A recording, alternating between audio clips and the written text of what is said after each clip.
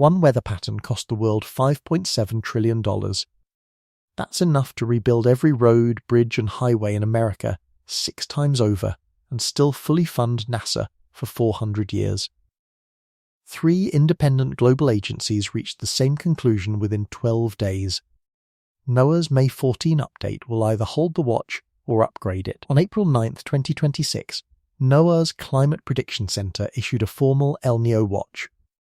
The trigger wasn't a single storm or a single reading. It was 5 straight months of rising temperatures deep below the equatorial Pacific. Each month confirmed the next, and the pattern didn't break. By April 21, the World Meteorological Organization had filed its own high-confidence statement. Their language was direct. Sea surface temperatures were climbing fast. Their models were lining up. They projected onset as early as May through July of 2026. If you want the full picture as the May 14 update approaches, subscribe to the Science Studio so it finds you. Drop a comment with your state. The new maps put every region on a different timeline, and we're tracking which ones. Erie, Columbia put the odds of El Niño persisting all the way through December at 94%. Most people assume a government weather watch is a routine update that comes and goes. This one came from 3 separate global agencies within 12 days. NOAA, the DOMO and Erie, Columbia, each ran independent models. All 3 pointed to the same window of arrival between May and July of 2026. 36 states are already flagged for above normal heat this summer, and El Niño hasn't formally arrived yet. The FISDORG ocean model published on April 20 went one step further than the others. It used subsurface heat content as its primary indicator. It didn't watch the surface. It watched the deeper water where the real signal lives. That model projected the coming El Niño would peak above 2 degrees Celsius warmer than baseline. 2 degrees doesn't sound like much when you say it out loud. Inside NOAA's and the WMO's official ENSO classification system, 2 degrees above baseline is the line between a strong event and a very strong one. Only 3 very strong events appear in the modern record. Each one cost the global economy in the trillions. The $5.7 trillion figure comes from the 1997 to 1998 event.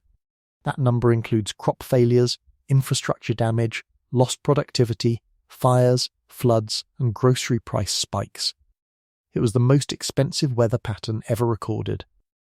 And the readings that fed it look very similar to the readings on the table right now. The phrase El Niño Watch carries a specific meaning inside NOAA's framework. A watch is the second tier in their ENSO alert system. It's issued when conditions are favourable for development within the next 6 months. The next tier is an advisory, which means the event has formally arrived. NOAA's next formal update is scheduled for May 14, 2026. That's the date the watch either holds or upgrades. La Niña, the cooler counterpart to El Niño, has now ended. The Pacific has crossed back through ENSO neutral conditions. Neutral was supposed to last longer than it did. The transition from neutral to warming happened faster than NOAA's January outlook suggested. In January of 2026, NOAA gave only a 33% chance of El Niño by mid-year. That number didn't drift, it jumped. It moved by 28 points in under 90 days. That's the largest single-season ENSO probability revision the agency has logged since 2015. Every seasonal planning document drafted before April 9 used the lower number. Utility load forecasts, water board allocations, state emergency outlooks, insurance-reinsurance models. They were all built on a probability that no longer exists. The phys.org model went public on April 20 with one number that diverged from the consensus. It put the projected peak above 2 degrees Celsius. Other models had hedged at 1.5. The difference between 1.5 and 2.0 is the difference between a strong event and a historic one. For viewers in the United States aged 65 and older, this matters in a way the headlines aren't capturing yet. The 1997 to 1998 event happened almost 3 decades ago. Many of you remember it. The flooding in the South. The mudslides on the Pacific Coast Highway. The wheat losses across the southern plains. What you may not remember is the price you paid at the grocery store 8 months later. That part of the event arrived quietly. It didn't make the front page. The current readings put us on a path where that quiet part shows up again. And shows up sooner. NOAA's models, the DUMO's statement, and Erie Columbia's probability tables aren't speculation. They're 3 independent confirmations of the same trajectory. The next decision point is the May 14 update, the date when the agency either holds the current watch or moves it to advisory. The numbers behind that decision are already on the table. Subsurface temperatures rising for 5 straight months. Probabilities of persistence through year-end at 88 to 94%. A projected peak above 2 degrees Celsius. A projection that this El Niño persists through at least the end of 2026, with the largest impacts likely landing in 2027. That last detail changes the shape of what's coming. This isn't a one-summer story. It's a 40 to 20-month arc, with the heaviest weight pressing down on next year, not this one. NOAA's next formal update is scheduled for May 14th, 2026. There's one number inside the Erie Columbia probability table that hasn't been talked about much in the early coverage. It sits underneath the headline figures. It's the probability that this El Niño crosses the threshold the DORMO's ENSO classification system calls a super El Niño. 25%. 25%. That's the probability inside Erie Columbia's table that this El Niño crosses the super event threshold. A super El Niño is what the DORMO's ENSO classification system calls any event that peaks more than 2 degrees Celsius above normal. Only 3 super El Niños have been logged in the modern instrument record. 1982, 1997, 2015. Each one rewrote the weather and economic record of its year. Each one cost the global economy in the trillions. And each one shared a build-up pattern that mirrors what NOAA's instruments are showing right now. That's not a small problem. Utilities use those probabilities to schedule maintenance. Water managers use them to set reservoir release schedules. Emergency services use them to staff and preposition resources. State agriculture departments use them to advise farmers on planting decisions. All of those decisions in the South were made on the 33% figure. The instrument that caught the revision first wasn't measuring surface temperature at all. Standard climate models lean heavily on what's happening at the surface of the ocean. Surface readings are easier to collect, easier to track, and easier to plug into existing forecast frameworks. The trade-off is that surface readings always lag the deeper signal by months. Phys.org's April 20 ocean model focused on subsurface heat content. It looked between 150 and 300 meters below the surface. That's where the real fuel for an El Niño builds up, before anything visible happens up top. The model measured heat where heat actually travels, not where the satellites can see it most easily. Inside that data was a feature called a Kelvin wave. A Kelvin wave isn't a wave in the way most people picture waves. It's a slow-moving wall of warm subsurface water that pushes east across the Pacific. It travels at roughly 8 feet per second at depth. It carries enormous amounts of heat, and that heat doesn't disperse on the way. When a Kelvin wave reaches the eastern Pacific, it surfaces. That surfacing is what the public sees as the start of an El Niño. By the time you see it, the wave has been travelling for months.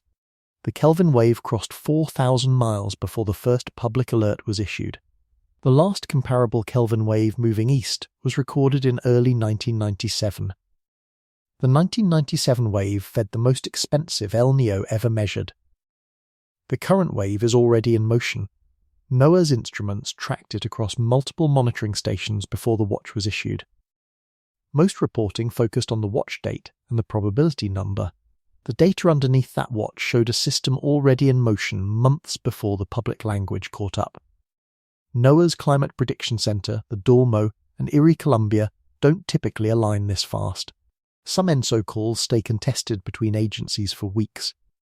The current alignment closed in 12 days, and it closed around a single signal, subsurface heat climbing faster than the spring models projected. In January, NOAA's forecasters were cautious because the surface signal hadn't fully shown itself. They had reasons to wait. The cost of issuing a watch too early is loss of credibility. The cost of issuing one too late is the public, the utilities, and the agriculture sector being caught flat-footed. By April, the data made the call for them. 5 consecutive months of rising subsurface temperatures. A confirmed Kelvin wave moving east. Surface readings beginning to catch up to what the deeper layer had been signalling for months. The 33% number didn't survive contact with the new data. When January's forecast said 33%, the depth was already telling a different story. The instruments at the surface hadn't caught up yet. The instruments at depth had. By April, the surface and the depth were finally telling the same story, and the probability jumped. Forecast revisions of this size don't happen often. The 2015 Super El Nino had a comparable revision pattern. So did 1997. Those are the only 2 reference points in the modern record. Both produced events that exceeded what the early forecasts had projected. NOAA's analysis through the spring also confirmed something subtle inside the data. The rate of warming below the surface was steeper than the comparable point in 2015. Steeper isn't the same as larger, but it changes the curve of the projection. The faster the warming builds underneath, the larger the eventual surface event tends to become. The phys.org model captured that steepness. Its peak projection of above 2 degrees Celsius came directly from the rate of subsurface warming, not the absolute number at any one moment. That's why the model diverged from consensus, and that's why the divergence is worth paying attention to. Most coverage of the watch reported a probability above 60% and moved on. The actual data showed a Kelvin wave moving east at 8 feet per second through deep water. The actual data showed 5 consecutive months of subsurface warming faster than the 2015 baseline.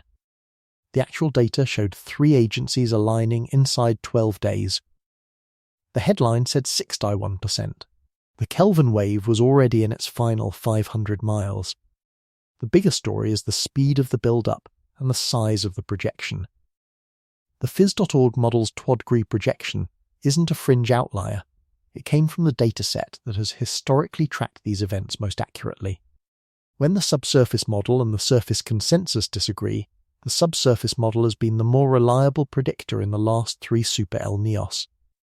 There's also a feature in the current data that didn't appear in 2015. The trade winds across the Western Pacific have weakened more than they did at the same point in the 2015 build-up. Trade winds are the natural brake on Kelvin wave propagation. When they weaken, the waves move faster and carry more heat into the Eastern Pacific. NOAA's atmospheric analysis confirms the trade winds across multiple monitoring buoys are running below the 2015 comparison point. That's a structural feature, not a momentary fluctuation. Structural weakening of the trade winds is one of the strongest precursors to a strong or super El Nino. The 33% figure is gone. The working number is 61%, 25% odds of a super event, and the phys.org peak projection above 2 degrees Celsius. The ocean doesn't break grids or burn crops. The atmosphere does. The Colorado River's current storage level is 37% of capacity. The Colorado River's current storage level is 37% of capacity. That number matters because it tells you what the West is bringing into this El Nino season already. 40 million Americans depend on Colorado River water for drinking, irrigation, and power generation. The river is entering the warm season at less than half its design capacity. That's the starting position. The mechanism that turns El Nino into the weather you actually feel sits 5 to 6 miles above your house. It's the jet stream. And the jet stream this spring is doing something it has only done 3 times in the last 76 years. Most people think El Nino is an ocean event, something that sends storms toward California. El Nino doesn't deliver its damage through the ocean, it delivers through the air. The jet stream is 30 miles wide, moves at up to 250 miles per hour, and determines where every storm track in the United States goes. El Nino repositions it northward, removing the only mechanism that breaks summer heat in the southern tier. The jet stream is a river of air running about 30,000 feet above the ground. At its slowest, it moves at 100 miles an hour. At its fastest, it pushes 250. It's the reason a flight from Los Angeles to New York is shorter than the return flight, and it's the reason the southern half of the country gets the storm relief it depends on every summer. Under normal conditions, the jet stream dips low enough during summer to drag cold fronts and storm systems across the southern tier. Those fronts break heat domes. They deliver rainfall. They reset the moisture levels in soil and reservoirs. Without them, summer heat in the south builds up with no relief valve. El Niño displaces the jet stream northward. That displacement is the single most important atmospheric consequence of the ocean event. When the jet stream moves north, the storm track moves with it. The southern tier loses its relief mechanism and heat starts to lock in. The jet stream this spring is already 200 miles north of its historical average for this date. NOAA's atmospheric analysis confirmed the displacement across multiple measurement points. 200 miles is not a small shift. It's the difference between storm tracks crossing northern Texas and storm tracks crossing the Canadian border. The displacement is bigger than the average pre-El Niño position. That same 200-mile displacement appeared only 3 times since 1950. 1982, 1997, 2015. Every one of those years was a strong or super El Niño year. The displacement isn't a coincidence. It's the atmospheric fingerprint of what's already underway in the Pacific. A high-pressure ridge is now confirmed anchored over the southern United States. NOAA's atmospheric maps show it locked in across a wide arc from Texas to the Carolinas. High-pressure ridges block storm systems. They suppress cloud formation. They allow surface heat to build day after day with nothing pushing it out. When you combine a northward jet stream with a high-pressure ridge, you get what NOAA's Climate Prediction Center calls a heat dome. The dome traps heat at the surface. The jet stream's displacement keeps the storm track too far north to break it. The result is consecutive days of triple-digit temperatures with no nighttime relief. That mechanism is what produced the 1997 summer heat across the south. It's what produced the 2015 summer heat. And it's what's already locking in for 2026, before El Niño has formally arrived. The United States Drought Monitor's current reading shows 61% of the contiguous United States in drought. That's the area starting position the country is bringing into the El Niño summer. The 1997 spring drought coverage at the same week of the year was 44%. The current figure exceeds the 1997 starting point by 17 percentage points. 17 percentage points isn't a rounding error, it's a structural difference. The country going into the 1997 El Niño had reservoirs and soil moisture closer to normal. The country going into this El Niño is starting from a deeper hole. The same atmospheric mechanism applied to drier ground produces a worse outcome. The last time United States drought was this widespread entering an El Niño summer, one crop failed across 4 states in one season. The jet stream's displacement also affects rainfall distribution in ways that don't show up in headline coverage. When storm tracks move north, the rainfall they carry moves with them. Areas that were already in drought lose their final source of summer moisture. Areas to the north receive rainfall they don't need, on ground that can't absorb it fast enough. For a viewer in Texas, Louisiana, Mississippi, Alabama, or Georgia, the practical consequence is immediate.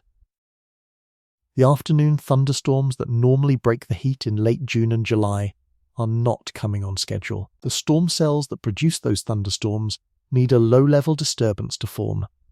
With the jet stream displaced north, those disturbances aren't reaching the southern tier. For a viewer in Oklahoma or Kansas, the practical consequence is different but related. The frontal systems that normally drag rain south across the plains in June are tracking too far north to make contact. The wheat crop that depends on those fronts during its final growth phase is being left without water during the most critical period. For a viewer in Arizona, New Mexico, or Southern California, the practical consequence is the loss of the monsoon's reliability. The North American monsoon depends on a specific position of the jet stream and the high-pressure ridge in summer. With the ridge already anchored further east than normal, the monsoon's moisture path is being deflected. The atmospheric setup right now is consistent with what NOAA's atmospheric analysis describes as a triple-locked pattern. The jet stream is locked north, the ridge is locked over the south, the drought is locked in across more than half the country. None of those three features has shown signs of breaking down in the spring outlook updates. The Climate Prediction Centre's monthly outlooks for June, July and August all show above normal temperatures across the same southern corridor. Those outlooks were issued before the Niño Watch was upgraded. Their underlying probabilities haven't been refreshed to reflect the new ENSO state. That's the gap between the official maps that water managers and utility planners are using and the actual conditions on the ground. The maps are still based on a 33% El Niño assumption. The ground has moved past that assumption. The maps haven't caught up. Most coverage reported the El Niño Watch as a single event. The actual data showed a coordinated atmospheric pattern that has been building for months.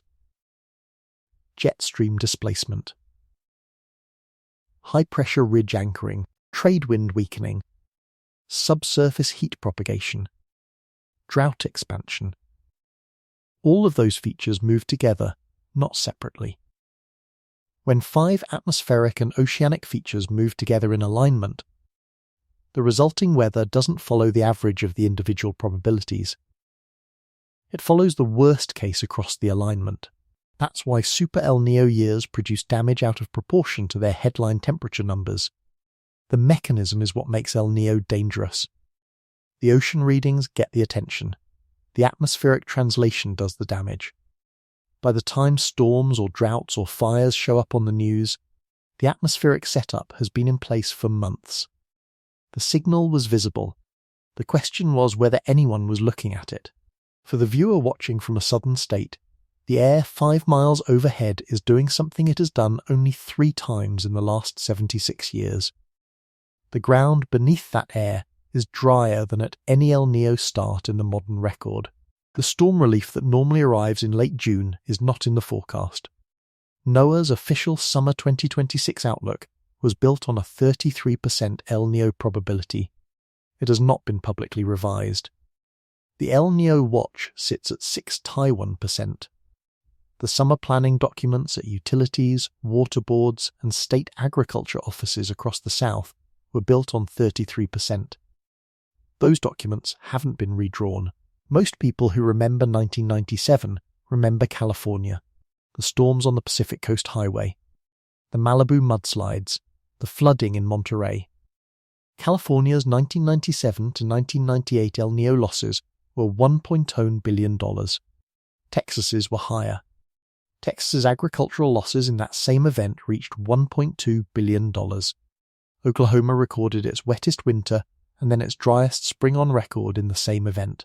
The Interior South's losses exceeded California's by measurable economic data and received 1/7 of the coverage. NOAA's 2026 maps put the highest heat anomaly zone on the same interior corridor. 27% of all Americans over 65 live there. The power grid serving them enters this summer with a 9% reserve margin. The southeastern grid's capacity review was completed before the El Niño Watch was upgraded. The 1997 California coverage ratio is the part of this story that most people still don't realize. The mainstream media coverage of the 1997 to 1998 El Niño ran 7-1 in favor of California stories over Interior South stories. 7 Pacific Coast headlines for every Interior South headline. The damage ran the other direction. That coverage gap shaped public memory. Americans who lived through the event remember the California stories because those were the stories that ran. The Texas livestock losses, the Louisiana parish flooding, the Oklahoma drought spike. Those stories existed. They were just buried. The 2015 to 2016 El Niño followed a similar pattern. Southwest and southern plains agricultural losses exceeded $4.6 billion. National media coverage was almost entirely focused on California's storm season and the effect on the West Coast drought. The $4.6 billion figure was barely mentioned outside trade publications. The pattern is not random. California is the largest media market in the country. Storms hitting the Pacific coast produce dramatic visual content. Drought across the southern plains and flooding in interior parishes produces less footage. The damage is real. The footage isn't dramatic enough to compete on national broadcasts. The current 2026 setup repeats that imbalance. Early coverage of the Niño Watch has focused on West Coast implications. The actual heat anomaly zone, according to NOAA's own maps, is centred hundreds of miles inland. The audience most exposed to the worst outcomes is the audience least represented in the early coverage. 27% of Americans over 65 live in the corridor running from Texas through the southeast to the Carolinas. That's more than 1 in 4 older Americans. The same corridor that sustained the highest 1997 losses. The same corridor that's now flagged for the highest 2026 heat anomalies. The Southeastern Power Grid's most recent reliability assessment was filed in early 2026. The assessment used demand forecasts based on the 33% El Niño probability. Its summer reserve margin came in at 9%. The minimum safe standard is 15%. A reserve margin is the cushion of generation capacity above expected peak demand. At 15%, a grid can absorb a major plant outage during peak demand without rolling blackouts. At 9%, the grid operator's options narrow significantly. Any major plant outage during a peak demand event triggers the operational requirement to begin rolling blackouts. That's not a worst-case projection. That's the standard operating protocol. Below 15%, the math forces the operator's hand. The grid is sized for what's expected. When demand exceeds expectations, the operator has to shed load somewhere, and the protocol determines which neighbourhoods lose power first and for how long. CERC Reliability Corporation, the regional transmission organisation for the southeastern grid, logged 14 high-stress events in the past 3 summers. That's more than the prior 10 years combined. Each high-stress event is a near miss. The grid held. The lights stayed on. But the operating margin during those events was below 5% on multiple days. The reliability assessment that produced the 9% figure assumed a normal summer demand pattern. With above normal heat across 36 states already flagged, the demand pattern this summer is not normal. The actual reserve margin during peak days is likely to come in below 9%. Texas operates on its own grid, separate from the southeastern grid. The Electric Reliability Council of Texas filed its own summer 2026 outlook earlier this spring. ERCOT's projected reserve margin is also below the safe minimum. Texas's grid has experienced its own high-stress events in recent summers, including the 2021 winter event that produced multi-day outages and confirmed fatalities. For a viewer in Texas, the grid setup heading into this summer is the result of decisions made on outdated probability numbers. The same is true for a viewer in Alabama, Mississippi, or Louisiana. The grid serving those states was designed for a demand pattern that the current conditions are exceeding before peak summer has even started. The southeastern United States has the lowest backup cooling infrastructure per capita of any region in America. Cooling shelters, public cooling centres, and emergency generation all run at lower density per resident than the national average. That's a structural fact about the region's emergency response capacity, and it's the reason why grid stress in the south translates into health emergencies faster than grid stress in other regions. In 1997 to 1998, Louisiana flooded across 32 parishes. That's more than half the state. Each parish that flooded triggered local emergency response. The state's resources were stretched across multiple simultaneous events. Federal disaster declarations followed. Oklahoma's 1997 to 1998 weather flipped twice in one cycle. The wettest winter on record was followed by the driest spring on record. That whiplash destroyed the wheat crop in stages. The wet winter prevented normal field preparation. The dry spring then prevented normal grain fill. The combined effect was a yield collapse that took 2 seasons to recover from. Texas's 1997 to 1998 agricultural losses spread across livestock, cotton and grain. drought hit the cattle industry through forage failure. Cotton suffered from heat stress during the boll setting period. Grain losses followed the same heat stress pattern. The total damage exceeded $1.2 billion in 1998 dollars. Each of those state-level outcomes is now sitting under NOAA's 2026 highest heat anomaly zone. The same corridor that absorbed those losses in 1997 is now positioned to absorb potentially worse losses in 2026 and 2027. The infrastructure that supports the corridor has not been substantially upgraded since those events. The Carolinas were not as heavily affected in 1997. The 2026 forecast places the heat anomaly zone further east than the 1997 footprint. North Carolina, South Carolina, Georgia, and the Florida Panhandle are all inside the current high anomaly band. Those areas have less recent experience managing severe El Niño summer impacts than Texas or Louisiana do. That experience gap is its own form of risk. States with recent El Niño memory tend to have updated emergency protocols, water restriction frameworks, and utility coordination procedures. States without that recent experience often run on protocols designed for typical summers, not historic events. For a viewer aged 65 or older living anywhere from East Texas to coastal Carolina, the practical implication is direct. The grid serving you was sized for normal summer demand. The water system serving you was allocated based on a 33% El Niño assumption. The agricultural prices in your local grocery store reflect a wheat crop that hasn't yet been adjusted for the new probability. The infrastructure decisions that affect your summer were made before April 9. The new probability hasn't been incorporated. The maps haven't been redrawn. The capacity reviews haven't been refiled. The buffer between the system as designed and the conditions it now faces is narrower than it was in 1997. 36 states above normal heat. Already confirmed. Before El Niño has formally arrived. That framing turns out to be wrong in a specific way.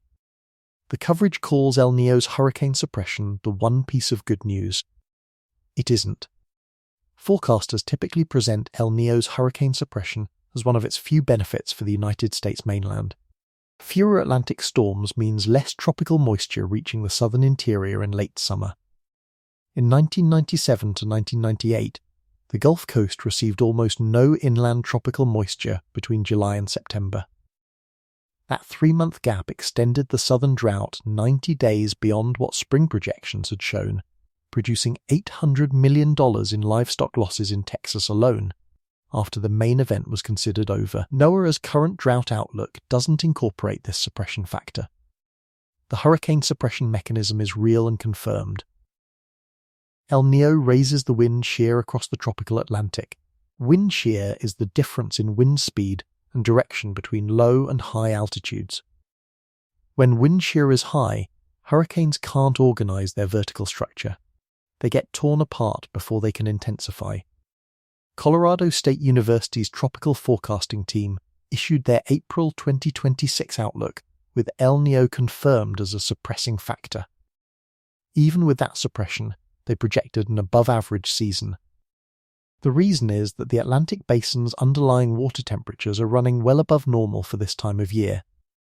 The shear suppresses formation, but the warm water keeps producing storms when shear windows open. The number of named storms drops. The number of major hurricanes drops further. The Category 4 and 5 storms, the ones that produce the most expensive landfalls, drop the most. From a property damage standpoint, that's a benefit. The US mainland sees fewer billion-dollar landfall events. Colorado State University's tropical forecasting program calls this the hurricane suppression dividend. It's the trade-off that makes El Niño years less catastrophic on the coastline, and the coverage reports it as a clean positive. What the coverage doesn't include is the secondary effect of fewer Atlantic storms. Atlantic tropical systems are the primary moisture delivery mechanism for the interior South between July and September. Not the only mechanism, but primary one. When those systems track inland after weakening, they deliver large volumes of rainfall to areas hundreds of miles from the coast. The rainfall reaches Texas through Mississippi and into Tennessee and Kentucky. It refills soil moisture in late summer. It supplies the final growing season water for crops. It breaks the heat in localized pockets across the interior. Without those systems, the late summer rainfall in the south drops dramatically. In 1997, that's exactly what happened. The Atlantic season produced almost no inland tropical moisture between July and September. The southern drought, which had been projected to break in late summer with normal tropical activity, did not break. It extended. 90 extra days of drought. On top of an already extended event, Texas livestock producers absorbed the worst of that extension. Cattle herds that had survived the spring drought through emergency feed sources couldn't sustain that level of supplemental feeding for another quarter. Forage failed across grazing land. Water sources ran dry. The result was $800 million in livestock losses in Texas alone, attributed specifically to the drought extension after the main event was already counted as over. NOAA's current drought outlook for summer 2026 doesn't model the Atlantic track suppression factor. The outlook uses historical baseline assumptions for late summer rainfall in the south. Those assumptions include some level of tropical moisture contribution. With the Niño Watch active, the actual contribution is likely to fall well below baseline. The suppression dividend on the coast is the suppression cost in the interior. Two effects from one cause. Coverage usually reports the first. The second is what produced $800 million in Texas livestock losses in 1997 after the main event was already counted as finished. The National Interagency Fire Center has already issued an elevated fire outlook for summer 2026. The outlook covers 11 states. 3 of them are in the southeast. Southeastern states haven't historically appeared on the major wildfire map. Their inclusion is a structural change. The Fire Center's outlook is built on 3 inputs: soil moisture, vegetation moisture, forecast weather. All 3 in the affected southeastern states are running below the levels that triggered major fire seasons in the western United States. The southeast has never appeared in an elevated fire outlook during an El Niño build-up cycle. It's there now. 2020 was the worst United States wildfire season in modern history. More than 10 million acres burned. The current 2026 fire outlook exceeds 2020's same period baseline across multiple states. That's not a forecast for a worse season. It's the starting position. What happens from this baseline depends on how the summer plays out. In the southeast, the fire risk is structurally different from the western fire risk. Western fires tend to burn through forest fuels in mountainous terrain. Southeastern fires burn through pine forest, scrub, and agricultural land in flatter terrain near population centres. The proximity to populated areas changes the response timeline and the evacuation logistics. States like Georgia, Alabama, and the Florida Panhandle have wildfire response infrastructure sized for typical seasons. The current outlook is not typical. It's the first elevated outlook those states have received in this form. Their resources were not allocated with this risk in mind. The convergence of factors heading into summer 2026 is unusual in scope. Drought across 61% of the country. Jet stream displaced 200 miles north. Heat anomaly zones centered on the interior south. Power grid at 9% reserve margin. Hurricane suppression cutting off late summer rainfall. Elevated fire outlook in 11 states. Each factor has been seen before in some form. The combination of all of them in alignment is rare. The 1997 event had some of these factors, but not all of them. The 2015 event had some of them, but not all of them. The current setup has all of them. That's the structural difference between this El Niño season and the previous strong events. For a viewer aged 65 or older watching from a southern state, the convergence creates a compounding risk profile. Heat, power, water, fire. Each risk amplifies the others. Heat increases power demand. Power outages increase heat exposure. Drought reduces water supply. Reduced water supply increases fire risk. Fire response strains emergency services. Strained emergency services slow heat response. The compounding is what makes Super El Nino years produce damage out of proportion to their headline numbers. The factors don't just add, they multiply. A 15% worse outcome in any single factor can produce a 50% worse outcome in combined damage. Most coverage of the 2026 El Nino Watch reported the suppression dividend as part of the standard framing. The actual data showed the suppression dividend on the coast comes paired with a moisture deficit in the interior. The interior is where the population most exposed to compound risk lives. The framing pointed one way, the damage runs the other way. Global wheat reserves are at 33.5%. The last time they were this low, grocery prices doubled in 8 months. Most people expect El Niño's economic damage to show up first in property losses, storms, floods and fires. In 1997 to 1998, the largest sustained economic impact came through food prices, not property damage. An 18% United States wheat yield drop reduces global supply by 3 to 4%, enough to push commodity prices 12 to 20% in one market cycle. That lands as 6 to 10% more for bread and pasta at the grocery store within 2 quarters.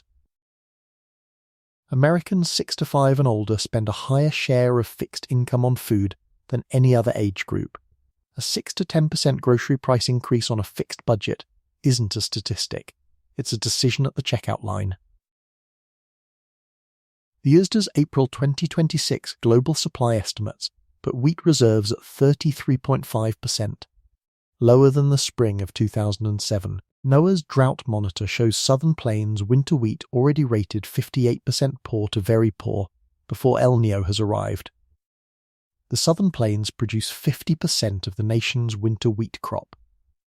That's Kansas, Oklahoma, Texas, Nebraska, and parts of Colorado. Half of all the winter wheat grown in America comes from those states. The crop is in the ground right now and going through its final growth stages. The USDA's April 2026 crop condition report rated 58% of the Southern Plains winter wheat as poor to very poor. That's the worst rating for this week of the year since 2022. The 2022 rating produced the smallest United States wheat harvest in 2 decades. The current rating is below the 2022 starting position. The conditions that produced the rating were the spring drought, the jet stream displacement, and the high-pressure ridge anchored over the south. Those are the same conditions that El Nino is now intensifying. The crop's rating was already at 58% poor to very poor before the El Nino Watch was issued. The watch makes the trajectory worse, not better.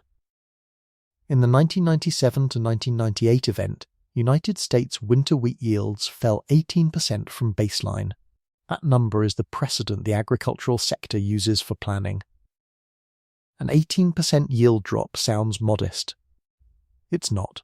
The United States supplies a significant portion of the global wheat trade. A reduction here moves global numbers immediately. An 18% United States supply drop reduces global supply by 3 to 4%. That sounds small. It's not. Commodity markets price wheat on the marginal supply, not the total supply. A 3 to 4% global reduction moves wheat prices 12 to 20% within one market cycle. The 1997 event produced a price move at the upper end of that range. The market cycle for wheat is roughly 6 months from harvest to retail. The price moves at the commodity level translate to retail food prices on a delay. A 12 to 20% commodity move shows up as a 6 to 10% increase in bread, pasta, cereal and flour at the grocery store within 2 quarters. 2 quarters means 6 months. A spring commodity move shows up at the grocery store in late autumn.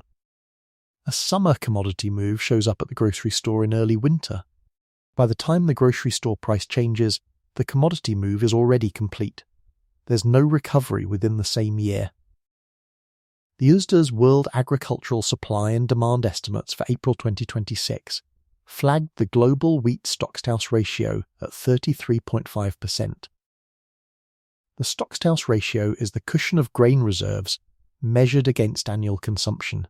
At normal levels, that ratio sits between 38 and 42%. At 33.5%, the global system is operating with the lowest reserve buffer it has seen since the 2007 to 2008 food price crisis. The 2007 to 2008 crisis is worth remembering in detail because the parallels are direct. That crisis saw global wheat reserves drop to similar levels. Combined with weather events in major growing regions, the price response was severe. Wheat prices doubled. Rice prices tripled. The retail food price impact reached households worldwide. That crisis triggered food riots in 48 countries. Government responses included export bans, subsidy programs, and emergency stockpile releases. The crisis pushed an estimated 100 million additional people into food insecurity globally. The recovery took multiple growing seasons. The current setup has features of both events. The reserve position resembles 2007 to 2008. The El Niño weather pattern resembles 1997 to 1998. The convergence of those two features is what makes this scenario different from either prior reference point. The base position is thinner, and the weather event is starting from a deeper drought baseline. For a viewer in the United States aged 6 to 5 or older, the food price exposure runs through specific budget lines. Bread and pasta. Cereal. Baked goods. Pet food, which is wheat-based for many products. Beer, which uses wheat in production. Animal feed, which feeds back into meat and dairy prices on a longer cycle. A 6 to 10% increase across those categories is not catastrophic for a household with growing income. For a fixed-income household, it forces substitution.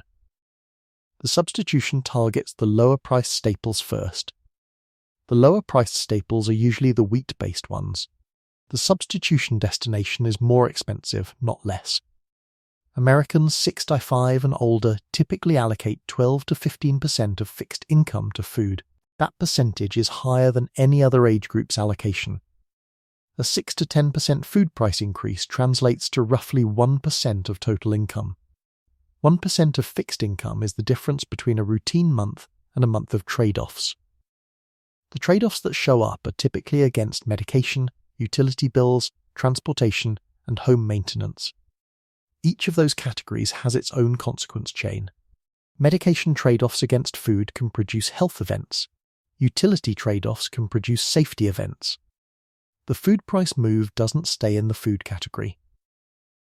The 2007 to 2008 crisis showed how food price increases cascade through fixed-income households globally. The United States effects were milder than in lower-income countries, but they were measurable. Food bank demand spiked. Senior nutrition programs saw enrollment increases. Local food assistance budgets ran short. The current programs that buffered American households in 2007 to 2008 are operating under different fiscal conditions in 2026. State and federal nutrition assistance budgets have not expanded proportionally to recent food price baselines. Food bank capacity in many regions is at or near operational limits. The buffer that absorbed the 2007 to 2008 retail price impact is smaller now. Most coverage of the El Niño Watch reported the agricultural risk in headline form. The actual data shows a convergence between the El Niño weather pattern and a global wheat reserve position not seen since 2007. The combination is what produces price impacts that exceed the sum of either factor in isolation. The USDA's next World Agricultural Supply and Demand Estimates report is scheduled for mid-May. That report will incorporate updated weather projections for the planting and growing regions. If the report incorporates the upgraded El Niño probability, the projected United States wheat yield will likely be revised downward. If it doesn't, the gap between the official forecast and the market reality grows. Either outcome moves the price. A revised forecast produces an immediate commodity price response. An unrevised forecast extends the misalignment between official numbers and market expectations, which historically produces a sharper price response when the correction eventually arrives. The Southeastern Grid's capacity review didn't model above normal heat across 36 states at once. That review was filed before April 9. If you're 65 or older and live anywhere from East Texas to coastal Carolina, the grid is the first place this El Niño shows up inside your home. Most people assume their utility has planned for summer heat and the grid will hold. The Southeastern Grid's most recent reliability assessment projects a 9% summer reserve margin. The safe minimum standard is 15%. At 9%, rolling blackouts become the grid operator's required response during peak demand days. For a 65-year-old in Birmingham, Houston, or Savannah, a 30-minute outage during a 100-degree afternoon is a clinically dangerous window, not a minor inconvenience. The insulin in the refrigerator degrades above 77 degrees Fahrenheit. The heart medication stored at room temperature starts losing efficacy within 2 hours. Medicare won't pay to replace either. The Southeastern Grid's capacity review was filed before the Niño Watch was upgraded. Average Southeast household electricity costs for July and August in a normal summer run about $157 per month. That figure comes from the U.S. Energy Information Administration's residential electricity billing data for the South Census region. It's the number most retired households budget against when they plan for summer cooling expenses. NOAA's Climate Prediction Center projects peak cooling demand in the South rising 15 to 25% above normal in an above-normal heat summer. That adds $24 to $13 per household per month before any rate adjustments. That's the demand-side increase alone. Rate adjustments tied to fuel costs and grid stress can add another layer on top. For a fixed-income household, an extra $30 per month for 2 months is $60 out of the summer budget. Combined with a projected 6 to 10% food price increase from the wheat impact, the total summer cost increase for a typical fixed-income retiree in the southern tier runs into the low hundreds of dollars. That's before any emergency events occur. The medication storage threshold is the part of this risk profile that most coverage omits entirely. Insulin is the most temperature-sensitive medication in common household use. Manufacturers specify that opened insulin must be stored below 77 degrees Fahrenheit. Above that threshold, the medication's potency begins to degrade. Above 86 degrees, the degradation accelerates significantly. Certain cardiac medications have similar storage requirements. Some blood pressure medications, particularly newer formulations, also degrade above the 77 degree threshold. The exact temperature sensitivities vary by drug, but the threshold for the most common medications in this category sits in the same range. A typical home in the South, with central air conditioning running, sits between 72 and 76 degrees during peak summer heat. With air conditioning off, the indoor temperature rises rapidly. On a 100-degree afternoon, indoor temperatures cross the 77 degree threshold within 20 to 40 minutes of a power outage. The exact timing depends on home insulation, window exposure, and outdoor temperature. For a household that depends on insulin or temperature-sensitive cardiac medication, that 20 to 40 minute window is the operational planning timeline for a power outage. Beyond that window, the medications in the refrigerator begin degrading. The medications stored at room temperature have already degraded if the indoor temperature has been above 77 for 2 hours. The Centers for Medicare and Medicaid Services does not cover heat-damaged medication replacement. Lost or damaged medications from environmental causes aren't a covered category. The replacement cost falls on the household. For insulin, that runs into hundreds of dollars for a single month's supply. Private insurance coverage for heat-damaged medication is inconsistent. Some plans cover replacement under narrow circumstances. Most don't. The coverage gap creates a financial exposure that compounds the medical exposure during a grid event. 14 southern states are already operating under drought-related water restrictions as of the spring of 2026. The restrictions vary by jurisdiction. Some are voluntary, some are mandatory. Some apply only to outdoor water use.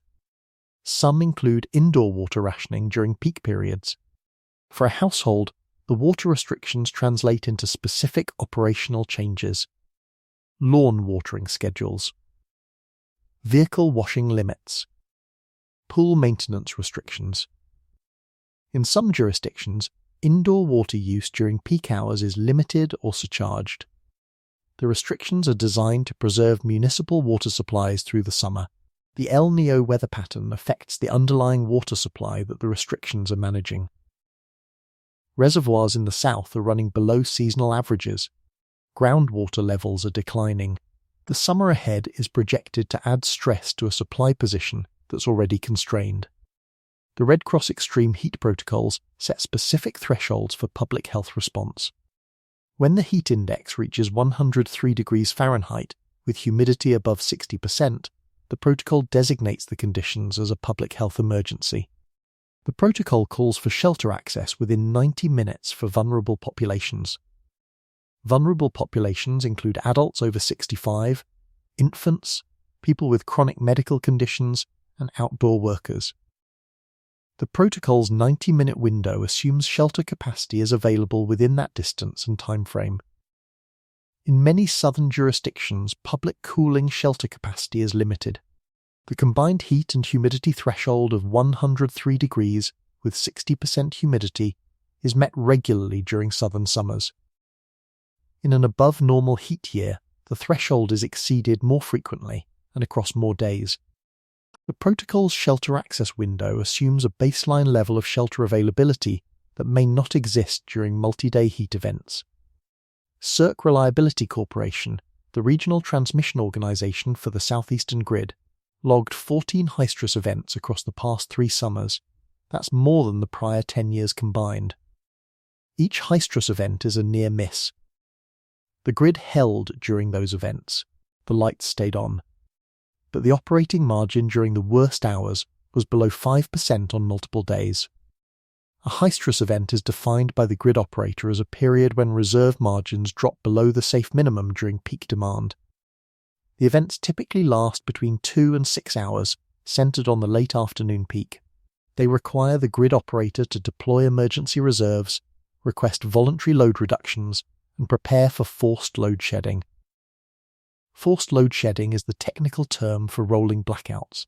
When the grid operator's other tools fail to balance supply and demand, the operator selectively cuts power to designated areas in rotation. Each area loses power for a defined window, typically 30 to 90 minutes, before service is restored and another area is cut. The selection of which areas lose power first follows a published protocol. Critical infrastructure, hospitals and emergency services are exempt. Residential neighbourhoods are rotated through the cycle. The protocol does not differentiate between neighbourhoods with high concentrations of elderly residents and neighbourhoods with younger populations. That's the structural gap. A neighbourhood with a high concentration of residents over 65 faces the same load-shedding rotation as any other residential neighbourhood. The medication storage risk, the heat exposure risk, and the emergency response timeline all run higher in the older neighbourhood. The protocol doesn't account for that. For a viewer in their living room aged 65 or older, the practical preparation steps are specific. Know your medication storage requirements. Know your home's temperature rise rate during a power outage. Know the location and capacity of your nearest cooling shelter.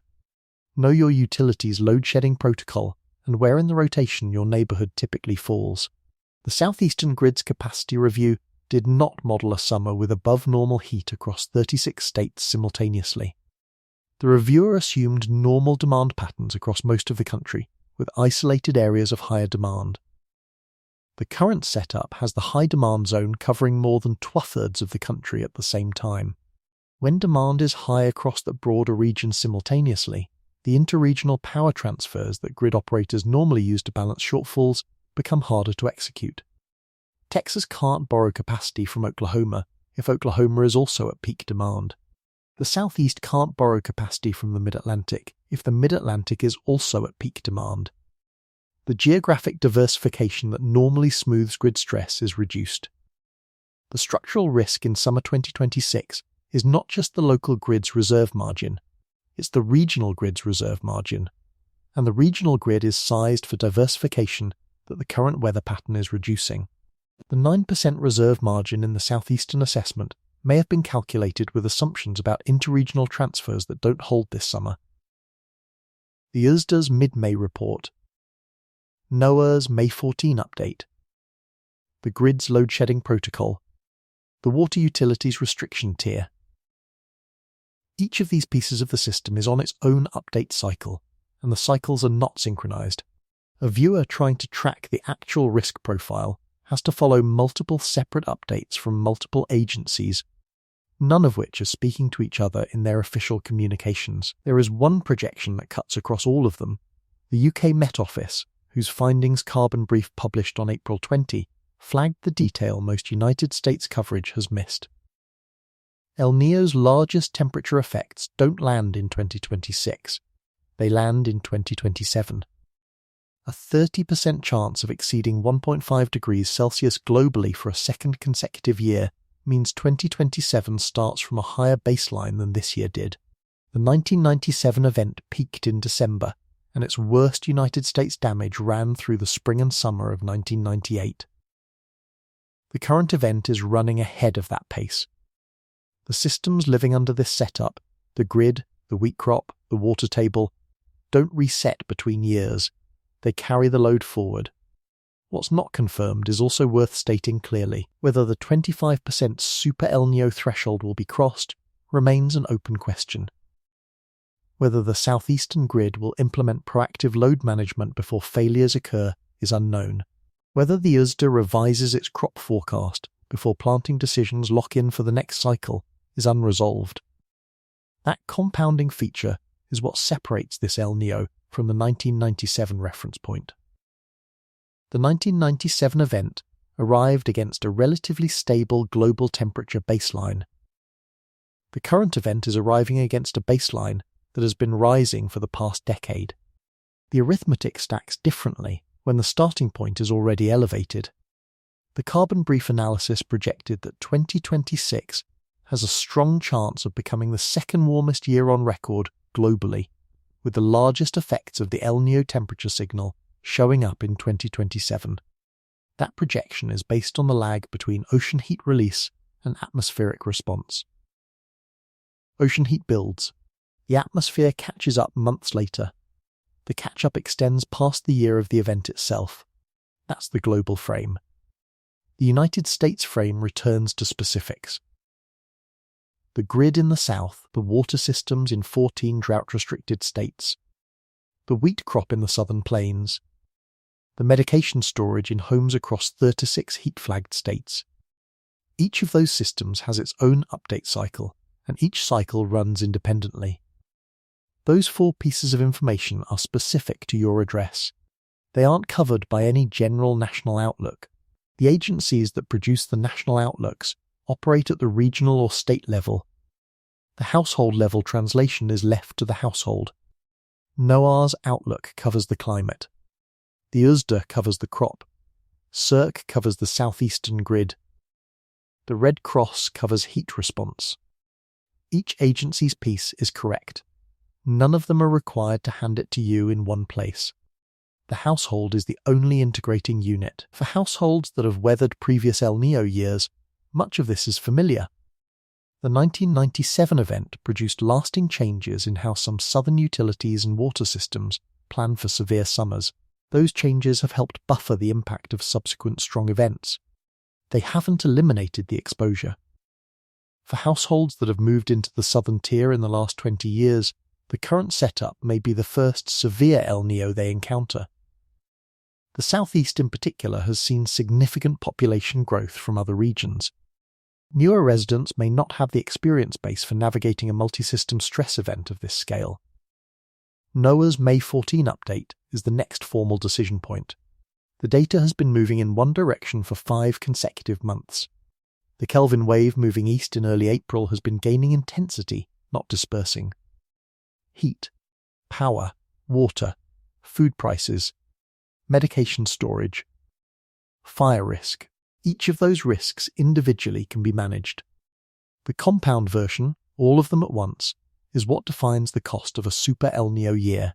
If the May 14 update upgrades the watch to advisory, the probability framework shifts above 75% for onset within the next 90 days. That changes the planning baseline for utility regulators, water boards, and emergency services. Whether those entities respond by updating their planning documents within the calendar required for summer operations is a separate question. The Erie-Columbia Probability Table is the document that has held up most consistently through prior El Niño cycles. Its projection of 88 to 94% persistence through year-end is the figure that the longer-term planning depends on. That figure has been stable through April and is unlikely to shift dramatically in the May update. The 25% probability of crossing the Super El Niño threshold remains the single most consequential number in the current data. A super event reshapes the damage profile. A non-super strong event still produces significant damage but stays within the bounds of recent reference points. The difference between those two outcomes determines whether 2026 to 2027 looks like 2015 to 2016 or like 1997 to 1998. That's what the May 14 date will start to clarify, and what subsequent monthly updates through the summer will continue to refine. The May 14 update lands first. The USDA's mid-May report lands a few days after. Then the June Outlook update. Each one will either confirm the current trajectory or shift it. The Erie-Columbia Probability Table puts the odds of El Niño persisting through year-end at 88 to 94%. That number hasn't moved since April. The ocean underneath it has.